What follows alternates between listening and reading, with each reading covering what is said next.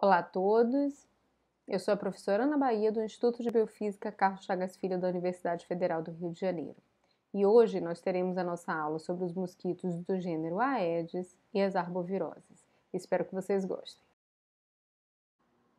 O que são arboviroses? São doenças causadas por vírus transmitidos por artrópodes, os arbovírus. Elas são especialmente zoonoses, então são enfermidades causadas por vírus que transitam entre hospedeiros vertebrados humanos e não humanos. Os principais hospedeiros vertebrados não humanos são primatas não humanos, aves, morcegos e roedores. Então, esses vírus que circulam nesses hospedeiros vertebrados não humanos, eles em algum momento, ao longo da sua evolução, se adaptam, sofrem adaptações que permitem o seu estabelecimento em seres humanos. Os arbovírus, então, são vírus mantidos exclusivamente ou de forma principal por transmissão biológica ao hospedeiro vertebrado por artrópodes hematófagos. Existem mais de 500 vírus isolados, desses artrópodes, que se encontram distribuídos nessas famílias aqui. E aproximadamente 150 arbovírus já foram relacionados com doenças em humanos. Hoje nós vamos falar das arboviroses, dos arbovírus que são transmitidos por mosquitos do gênero Aedes.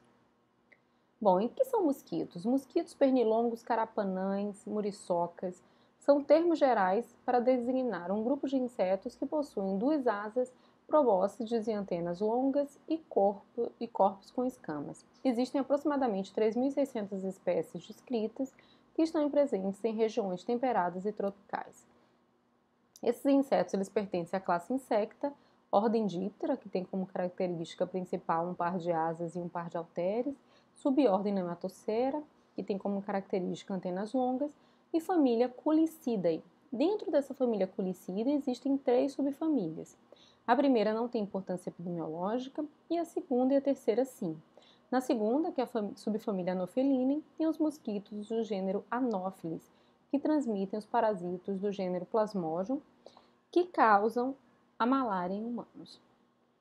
E a subfamília Culicidae, lembrando aqui a subfamília Culicidae, a família Culicidae. Tem insetos dos gêneros Aedes e Culex que transmitem arbovírus para humanos e o Culex pode transmitir também filária.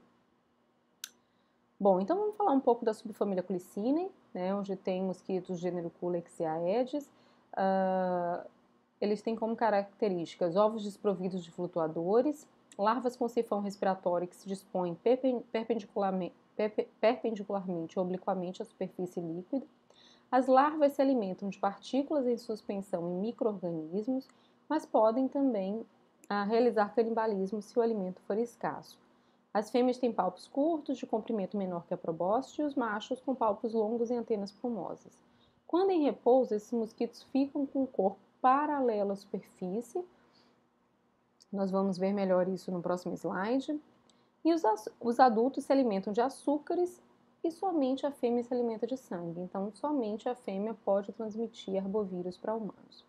Já que a gente mostrou aqui ovo, larva, pupa e adulto, vocês já sabem que o ciclo de vida desse inseto é holometábulo, de metamorfose completa. Bom, então aqui algumas características que podem ser utilizadas para distinguir insetos desses 3 gêneros de importância médica, gênero Anopheles, Aedes e Culex. Os ovos de Anopheles têm flutuadores, os dos Culicidae não. Do Aedes eles são liberados no ambiente soltos, e os de Culex eles formam agregados que a gente chama de jangada. O sifão respiratório das larvas do Culicidae ele é bem aparente no Anopheles rudimentar e por isso que essas larvas elas ficam na posição perpendicular e as larvas de Anopheles numa posição paralela à superfície da água. E com relação ao pouso, os adultos dos mosquitos do gênero Anopheles pousam com esse ângulo na superfície e os mosquitos do gênero Aedes, o abdômen ele está paralelo à superfície de pouso. Bom, então vamos falar daqui para frente dos mosquitos do gênero Aedes. Eles são vetores de vírus que causam dengue, chikungunya, zika e febre amarela, além de outras arboviroses que nós não vamos comentar aqui na aula. Então aqui só para mostrar, né, um mapa de distribuição de zika, dengue e chikungunya, mostrando aqui o nosso país. Essas doenças são endêmicas no nosso país. A principal espécie vetor é o Aedes aegypti. Só a título de curiosidade, né, o nome desse inseto significa o odioso do Egito, né, e vocês já devem imaginar por quê.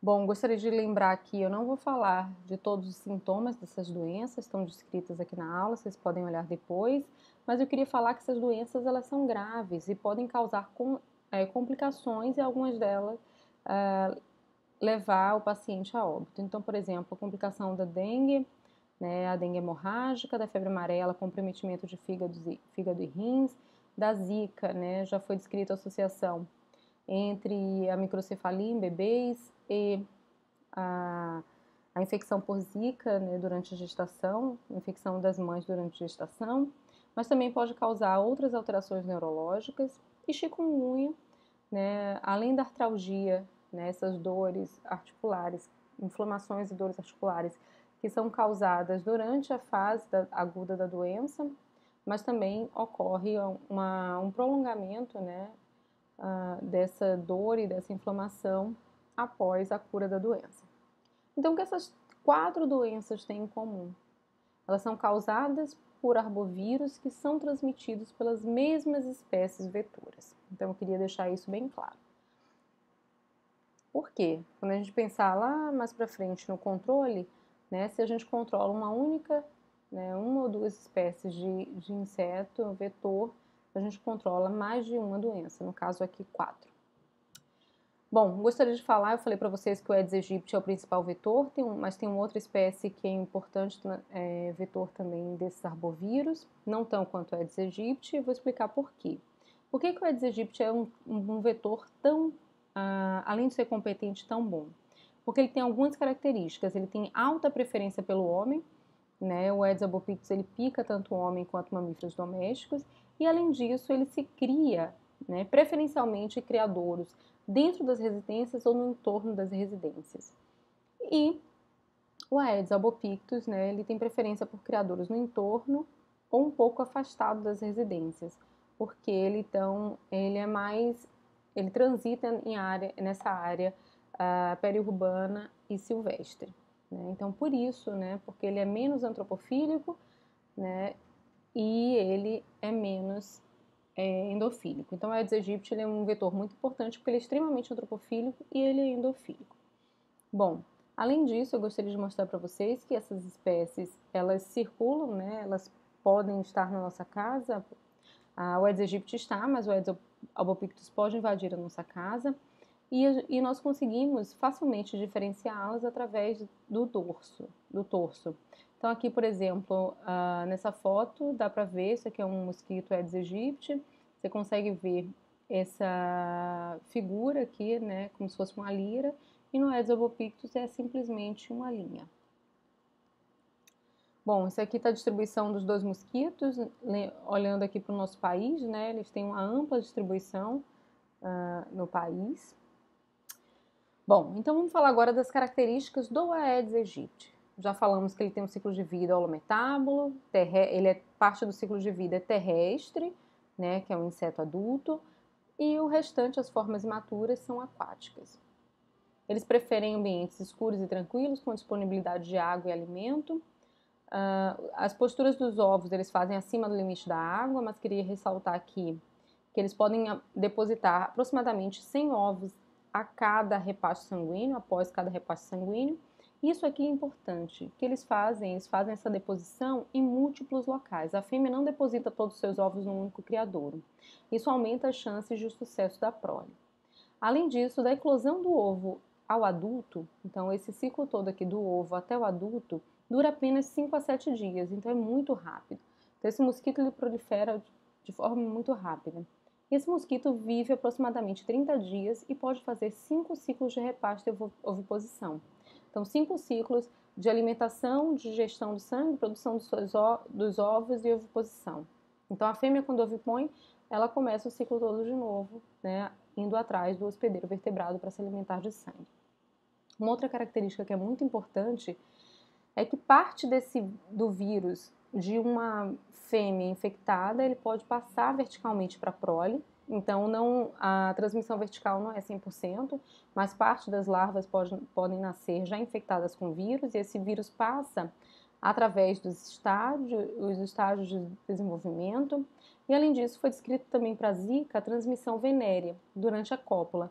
Então, a fêmea infectada, que se infecta, ela pode, durante a cópula, passar esse vírus também para o macho e vice-versa. Além disso, os ovos desses insetos resistem à dessecação. Isso quer dizer que se a fêmea põe seus ovos no criadouro, se esse criadouro seca, esses ovos, os embriões que estão dentro dos ovos resistem à dessecação, ficam viáveis por até 1 ano.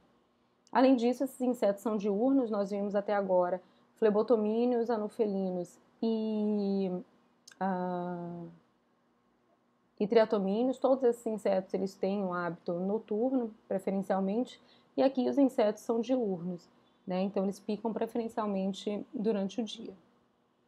E eles são, já vimos, né, endofílicos, então estão dentro das nossas casas e são extremamente antropofílicos, têm preferência em picar humanos. Bom, como que é o ciclo de vida do arbovírus dentro do inseto? Então, esse arbovírus, ele chega no intestino, no trato gastrointestinal do inseto, quando esse inseto se alimenta de uma pessoa infectada com esse arbovírus. Então, lembrando que os vírus, eles precisam da maquinaria do hospedeiro para se replicar. E, então, a primeira célula que esse vírus infecta é a célula do intestino médio, né, onde ele vai se replicar, aumentar em número, e tentar escapar para a hemocele do inseto.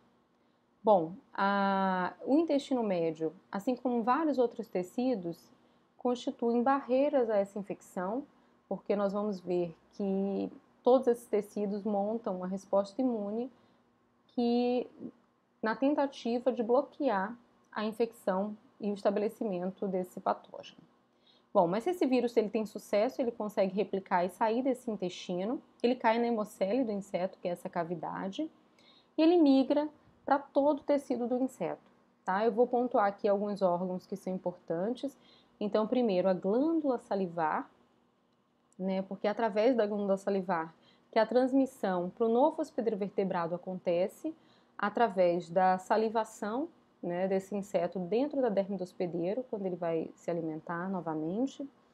E esse vírus também pode colonizar as gônadas, né, e passar o aparelho reprodutor e passar através da transmissão venérea. E, além disso, ele pode também colonizar os ovários, né, e ser passado através da transmissão vertical para a prole. Bom, o estabelecimento do vírus no inseto é afetado por diversos fatores, né? O status ambiental, então nós já vimos que tem fatores ambientais como pluviosidade, umidade e temperatura que afetam, né, o ciclo de vida do inseto. E, além disso, né, a disponibilidade de nutrientes também altera o comportamento, a competência desses insetos em transmitir arbovírus. Além disso, a imunidade do mosquito nós vamos ver, a microbiota também nós vamos ver que pode bloquear, né, ou até auxiliar o desenvolvimento, né, o estabelecimento desse patógeno, desse vírus. Bom, a compatibilidade genética também, né, então essa população de mosquito, esse mosquito ele tem que apresentar na sua superfície receptores que são importantes para a internalização do vírus. E também foi descrito que a qualidade do sangue do hospedeiro é importante. Então, tem alguns fatores que são presentes no sangue do hospedeiro que são capazes de facilitar o estabelecimento da infecção ou então bloquear o estabelecimento da infecção. Então, por exemplo, já foi descrito moléculas do tipo LDL, anticorpos antivírus dengue e também ferro, que são capazes de bloquear o estabelecimento de vírus dengue no mosquito Aedes aegypti. E GABA e a proteína viral NS1, que é capaz de promover, né, facilitar, aumentar a susceptibilidade desse inseto a esse arbovírus. Bom, então eu falei para vocês aqui, né, isso é o que eu continuo com o ciclo de vida, só para mostrar para vocês que existem barreiras a essa infecção, né? Então a gente chama de barreira de infecção do intestino, barreira de escape do intestino, a barreira de infecção da glândula salivar e a barreira de escape da glândula salivar. Então, porque esse inseto ele monta, né, uma resposta tanto celular quanto humoral, né, celular, né, com várias células respondendo, tentando conter esse vírus, uma resposta imune humoral, né, com a série de moléculas que são e mecanismos que são capazes de bloquear também a replicação e estabelecimento desse vírus no vetor.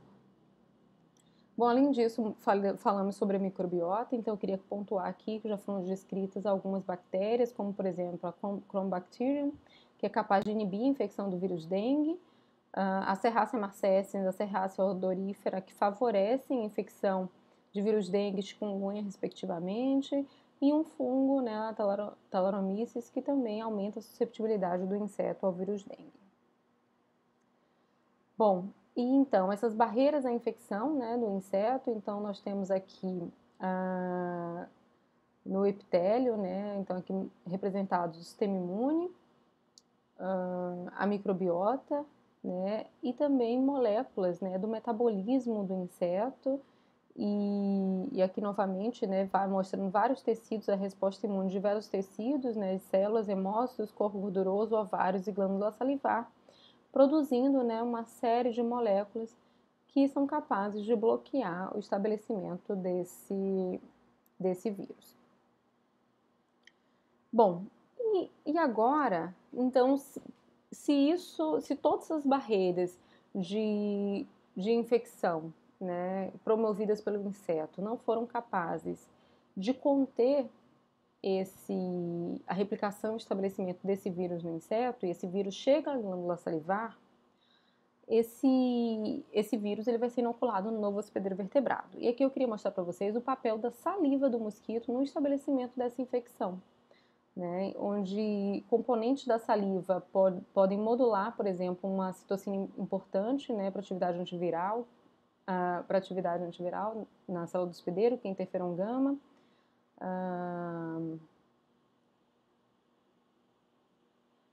Aqui, por exemplo, ela aumenta o recrutamento de neutrófilos e células mieloides, aumentando a propagação viral. Outras modulam as citocinas TH1 e TH2, podem também aumentar a replicação do vírus, podem inibir a agregação plaquetária, né? Isso a gente já viu na primeira aula, e a adesão dessas plaquetas, e inibir também a produção de citocinas inflamatórias, né? E a degranulação de mastócitos. Então, tudo isso, né, promovendo então o estabelecimento do vírus nesse hospedeiro vertebrado. Bom, agora vamos pensar em controle, né? Como que a gente faz para controlar essa enfermidade? Lembrando aqui algumas características do inseto. Esse inseto é diurno, ele é holometábulo, né? Além disso, ele tem parte do ciclo aquático e terrestre, ele é antropofílico e ele é endofílico, né? Eu queria falar para vocês também que para essas doenças não existe um fármaco disponível, um antiviral, e poucas vacinas estão disponíveis. Não temos vacina ainda para Zika nem para chikungunya, temos vacina para febre amarela, temos uma vacina para dengue disponível, mas com potencial de imunização relativamente que não é 100%. Então, ainda, uma forma de controle é fazer o diagnóstico e o isolamento das pessoas infectadas para impedir que que mais insetos se infectem, né, e possam propagar esse vírus. Mas nós temos que pensar também a maior parte do controle dessas doenças, dessas arboviroses, são feitas controlando o inseto vetor, né? Eu queria deixar claro aqui que o controle ele tem que ser feito, né, com toda a comunidade, porque olha só, quais são os locais que podem servir de criadouros para as larvas do mosquito Aedes aegypti? Qualquer lugar que acumule água. Então, tem que cuidar do lixo, tem que cuidar de água que fica em planta e jardim, tem que cuidar da caixa d'água, das calhas, dos tonéis e depósitos de água. Além disso, não adianta só pegar um criadouro, pode ser até uma tampinha, qualquer recipiente, e jogar água fora, né? Lembrando que os ovos desses insetos resistem à dessecação. Tem que lavar, tem que remover esses ovos desse recipiente. Bom, então, lembrando disso, né, o controle tem que envolver as comunidades para redução dos criadouros, que a gente mostrou aí, e promover a vigilância e controle do vetor. Isso é o mais importante para o controle dessas enfermidades. Isso pode ser feito no inseto adulto, né, através de controle, pode ser controle químico, borrifação de inseticida. Tem outras técnicas também, mosquitos estéreis, né, mosquitos que não são capazes de produzir descendentes. Além disso, telas de proteção e repelentes, né, são muito interessantes, né, onde você reduz o contato desses insetos com humanos. Lembrando que o mosquiteiro aqui não funciona, porque o mosquito é diurno. Nos imaturos, fazer eliminação de criadouros, já falei para vocês, não é só tirar a água, né, mas remover essa água também, fazer remoção mecânica desses ovos é muito importante. E também utilização de larvicidas, né, de inseticidas, né, para as fases imaturas. Existem também os biolarvicidas, né, são bactérias e toxinas de bactérias, ou também para utilização de predadores, né, peixes e outros organismos são capazes de se alimentar das larvas desses insetos. Bom, outras estratégias existem também. Nós falamos da microbiota, né, daquelas bactérias que já foram descritas, principalmente a Chromobacterium, que já foi descrita sendo capaz de bloquear a replicação do vírus. Então, utilizar essa microbiota e também essas bactérias, né, tanto a microbiota quanto a Wolbachia, que é uma bactéria intracelular, que são capazes de bloquear o desenvolvimento do vírus. Você não tem um controle populacional do mosquito, mas o que se faz é bloquear, né, o estabelecimento da infecção do vírus, impedir que esse vírus chegue na glândula salivar e possa então infectar um novo hospedeiro.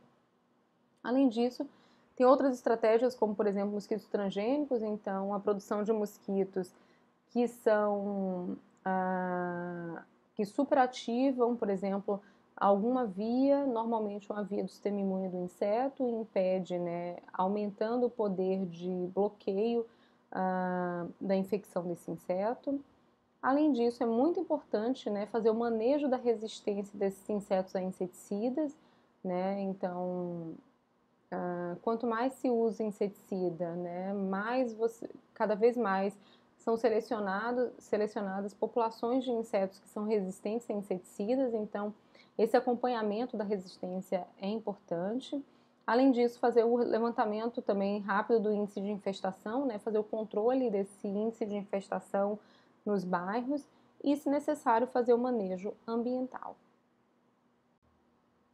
Chegamos ao fim de mais uma aula. Eu espero que vocês tenham gostado e aprendido bastante. Até a próxima!